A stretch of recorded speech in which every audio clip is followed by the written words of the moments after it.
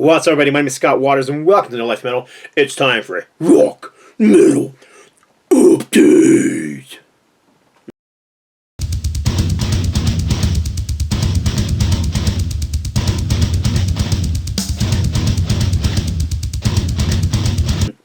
That's right. Time for rock and metal update. All 12-inch vinyl, mostly metal this time around.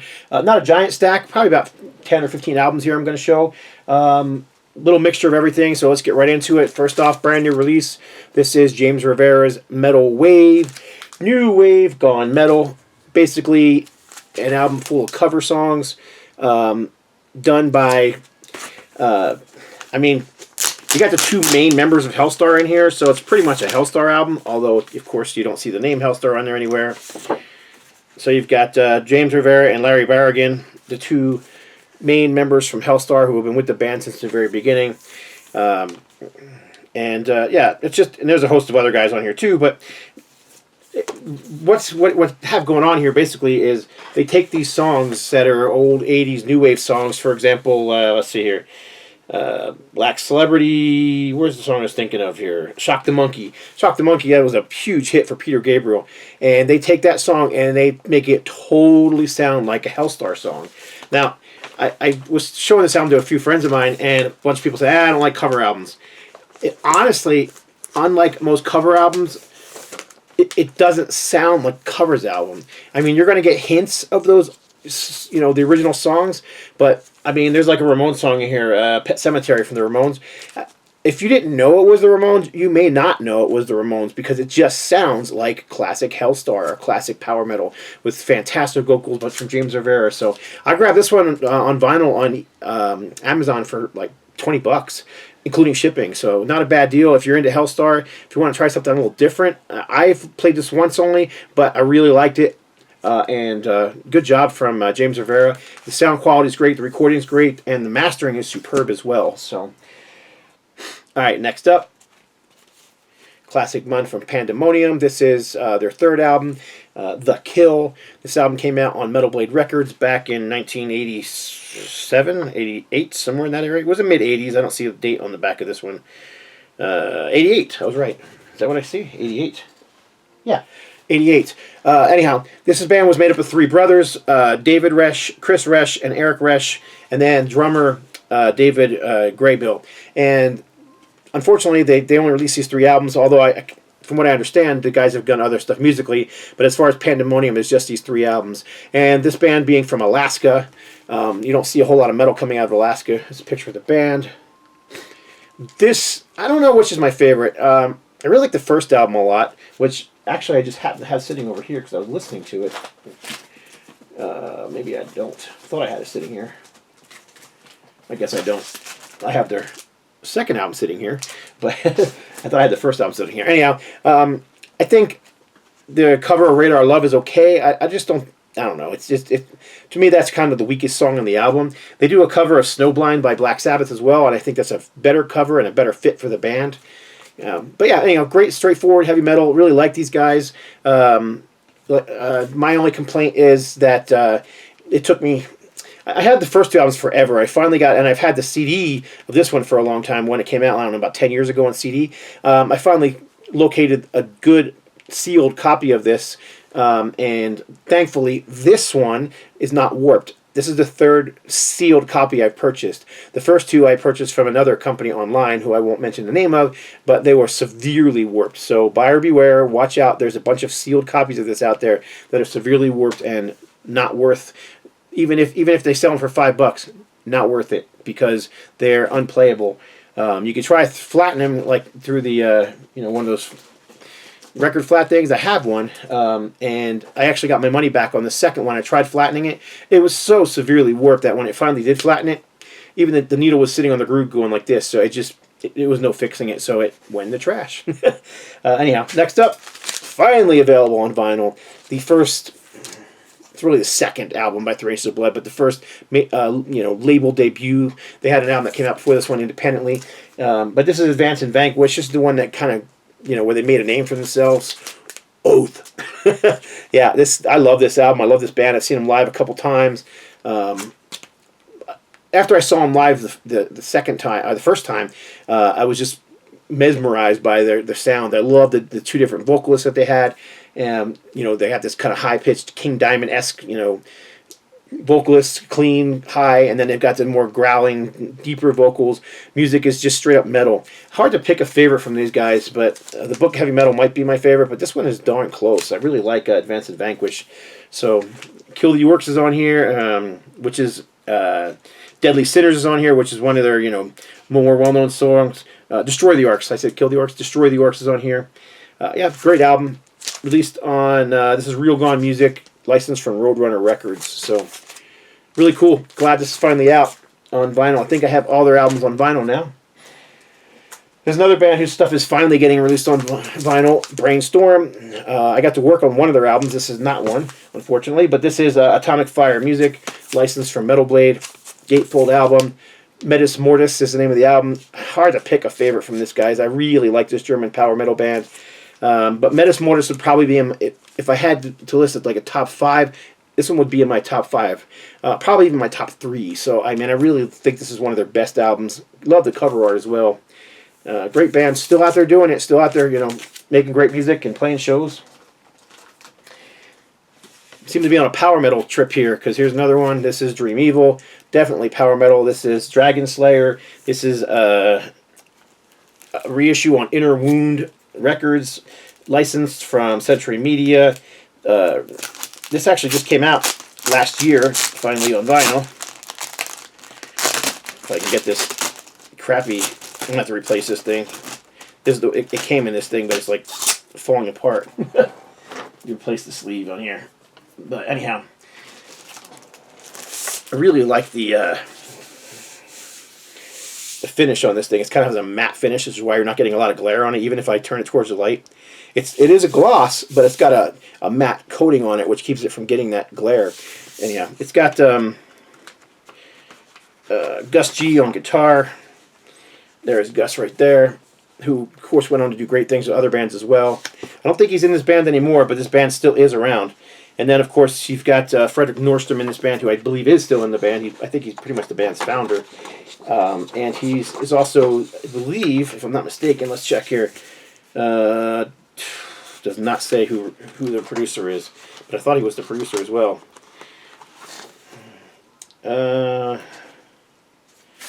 Could definitely tell that this is not my layouts, because I would never make type so small. You need a magnifying glass to see it, and that's what this is. I'm going to say this is like 5 or 6 point type. Too small. In any case, produced by, yeah, Frederick. Yeah, that's him. Yeah, it was produced by him. Anyhow, but yeah, good album, great album from them. I believe this is their first album, and then I also have the Evilized album on vinyl, which this was actually on a different label. This is on Transcending Music, and this is a gatefold. This is probably, man, it's always hard to pick a favorite from some of these bands, but this is probably my favorite from Dream Evil. I had this on CD as a brand new release, and I just played it continuously. Let's see if there's a year on here. Nope, doesn't say. Issued under exclusive license from Metal Blade. Doesn't say a year on here. Just says 2023, which is funny because I've done a bunch of jobs for labels working with Century Media, and it's always, they always want me to put on there the 2020, whatever year it is now, 2024 this year, and then whatever album year this came out. And I'm pretty sure this came out towards the end of the 90s, if I'm not mistaken, maybe even in the early 2000s. I just remember playing this thing a lot in my car with the band. So black vinyl, I know that's a rarity these days. And you still got Gus G in the band, and of course Frederick Nordstrom. So, great album. Anyhow, just if you don't know this band and you like power metal, definitely worth looking up. Gus G is a fantastic guitar player.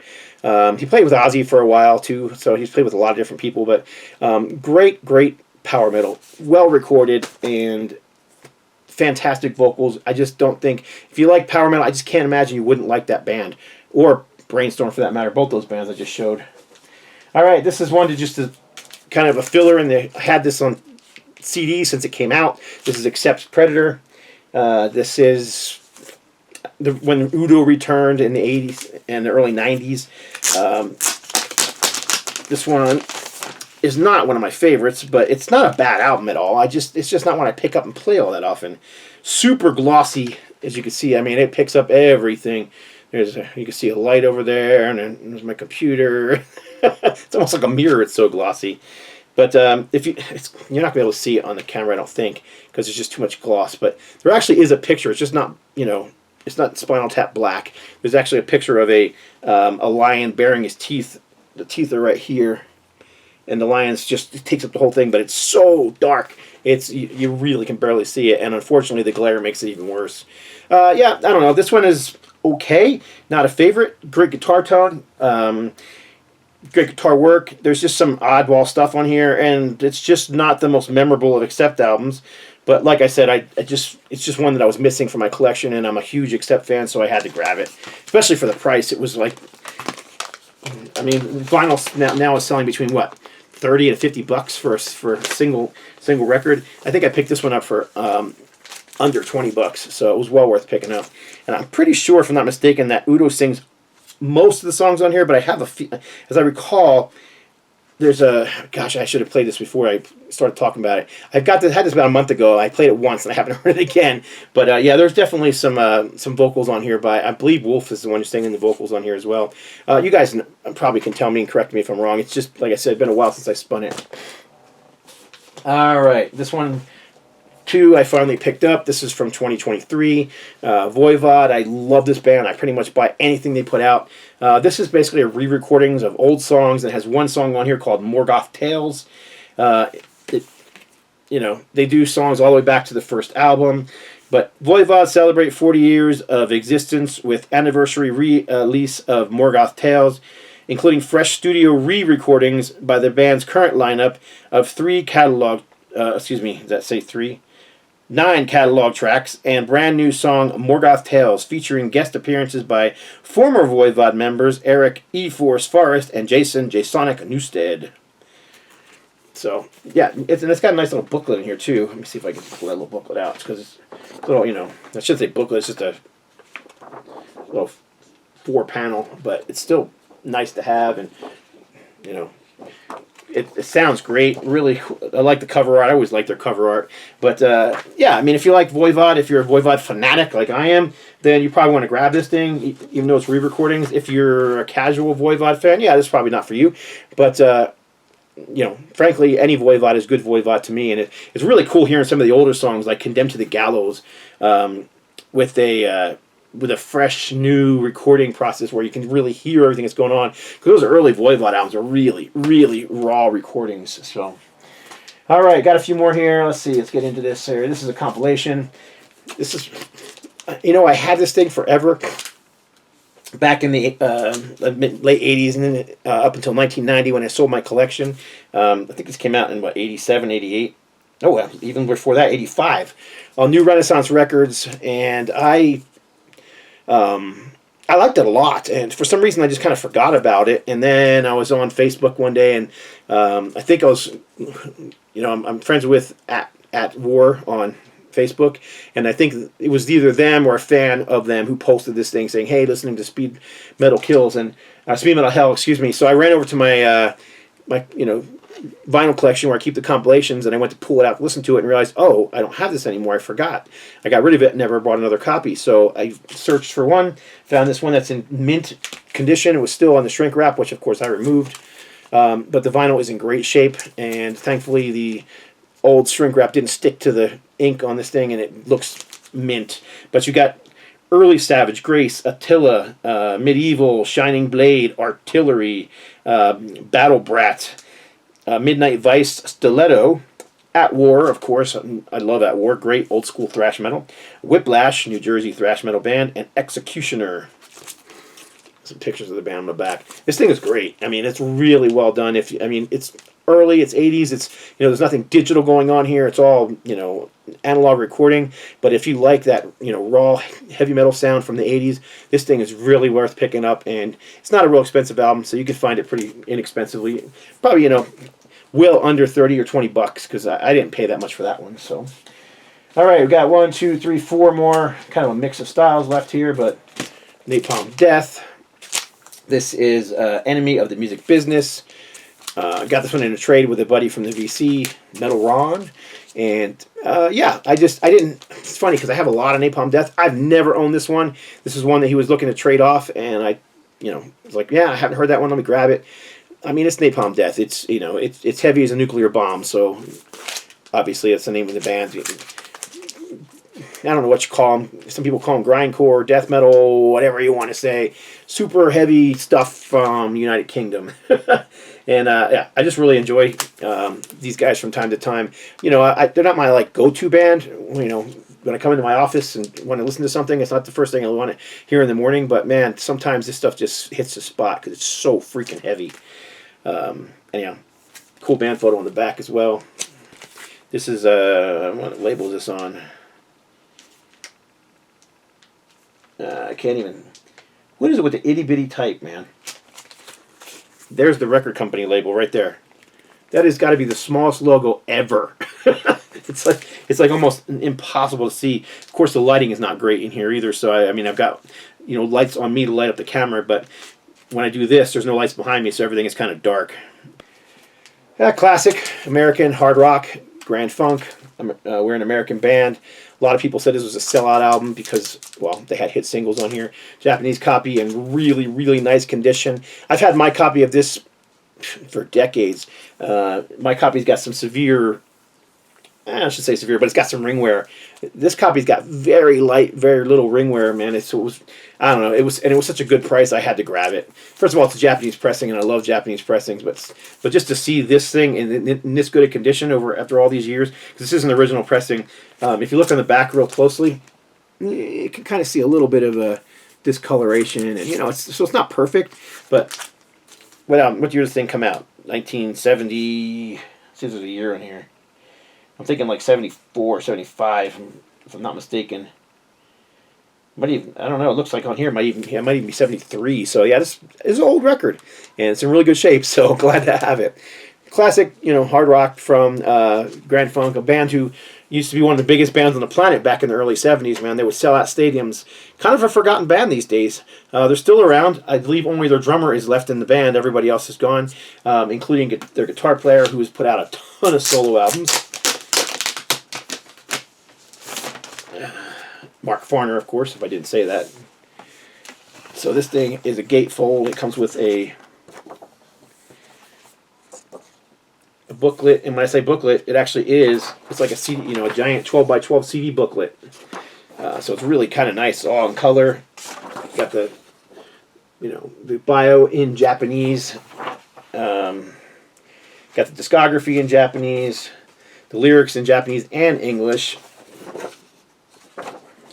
So yeah, and it's a nice release. Got their discography on the back.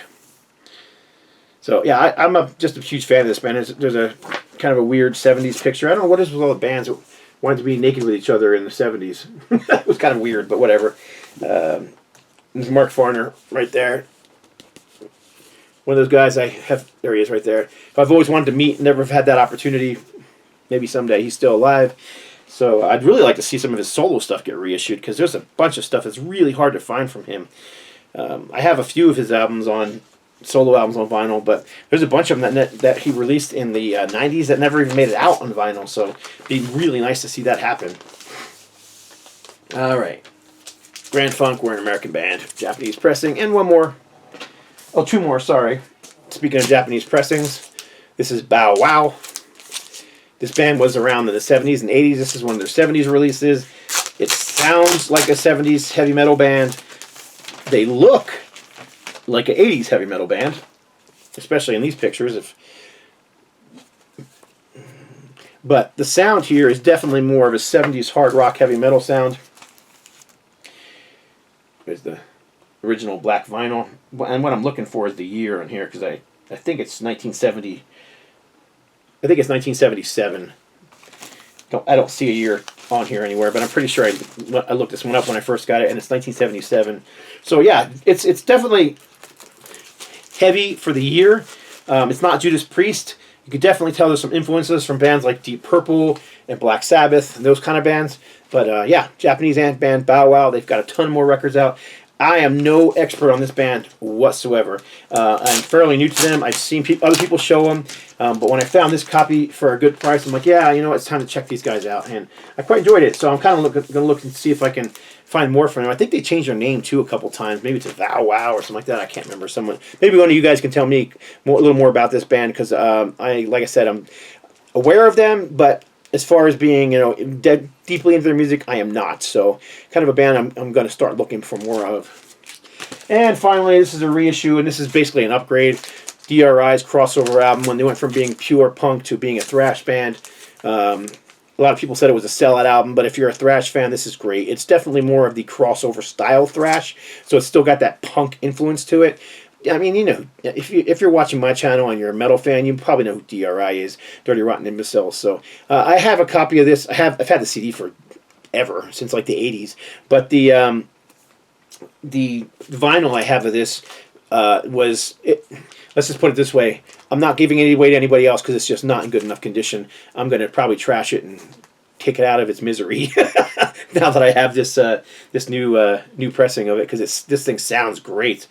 A classic must-have for any fan of thrash metal or crossover, remastered and restored. And this is a black vinyl copy. So, yeah, it's funny because black vinyl seems to be you got to search for black vinyl these days, man. Everything is on these crazy colored vinyls, and I do like some of that kind of stuff. But yeah, it's just everything's crazy colors, and I know for a fact that some of the colors can be a little noisier than other colors.